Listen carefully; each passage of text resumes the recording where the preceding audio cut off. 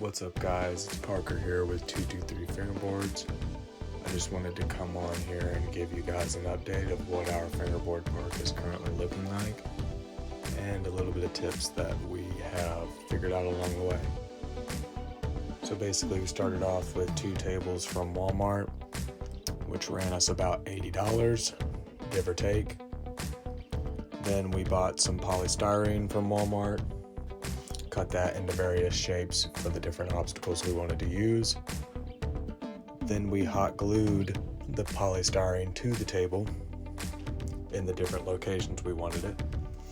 Then we covered the polystyrene in a quick concrete, which we basically wiped by hand and then smoothed out with a little bit of water to lubricate the surface.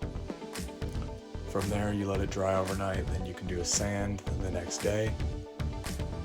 After that, we hot glued tile in the certain portions where we wanted to create stairs. And then I got brake line for the actual rails to where you can bend that by hand. And it was drilled and hot glued in to the various obstacles as shown in the video.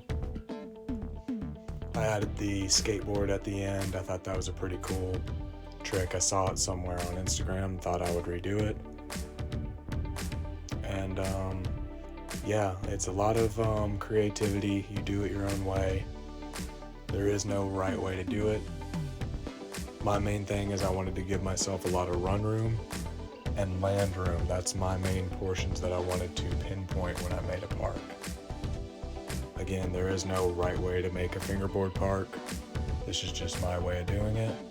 If you guys like this video, leave a comment and subscribe to our channel. There will be more from us in the future. This is pretty much a one-take video. I just wanted to give you guys a little update, and you'll see the progression from here. Thank you so much.